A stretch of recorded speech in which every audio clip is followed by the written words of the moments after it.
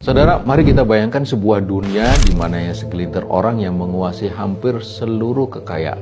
Fakta ini bukanlah fiksi, ini adalah kenyataan yang amat sangat mengerikan tentang dunia kita ini hari ini. Saudara, menurut laporan Oxfam, sebuah lembaga internasional yang peduli terhadap isu-isu sosial ekonomi, yang laporan itu diberi judul Time to Care dalam forum World Economic Forum tahun 2021, jumlah kekayaan 2.153 miliuner di dunia ternyata melebihi kekayaan 4,6 miliar orang di muka bumi.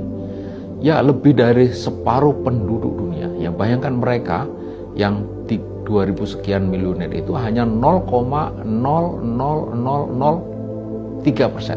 Ya, nolnya di belakang angka 3 itu 4. Dari populasi, artinya jauh dari kata 1%. Namun menguasai hampir 60% dari total kekayaan dunia. Tidak hanya itu saudara, 22 orang terkaya di dunia jika digabungkan kekayaannya, dan ternyata lebih banyak daripada seluruh kekayaan wanita di benua Afrika. Kekayaan mereka itu menurut Forbes mencapai 1,28 triliun dolar. Itu jauh-jauh lebih besar dari ekonomi Indonesia. Sebuah angka yang hampir tak terbayangkan. Dan untuk bisa memberikan gambaran, mari kita coba pikirkan tentang waktu. Seandainya Anda memulai nabung $10.000 setiap hari sejak piramida Mesir dibangun ribuan tahun yang lalu, jumlah kekayaan Anda kini hanya 1/5 dari rata-rata kekayaan 5 orang terkaya dunia itu. 1/5 saja. Padahal piramida itu dibangun jauh sebelum kita mengenal uang seperti sekarang.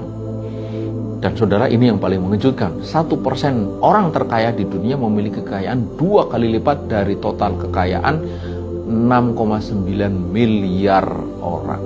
Bayangkan, hanya 78 juta orang memiliki kekayaan 2 kali lipat dari apa yang dimiliki oleh 88, hampir 90% penduduk bumi. Itu tidak hanya terjadi di dunia, di Indonesia angka ketimpangan juga parah.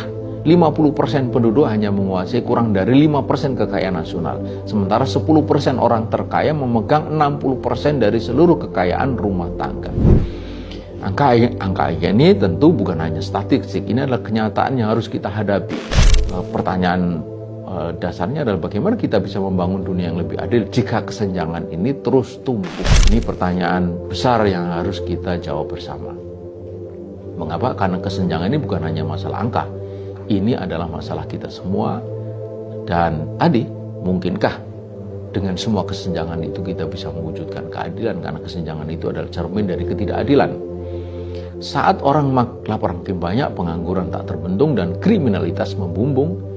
Di saat yang sama, segelintir orang kekayaannya makin menggunung.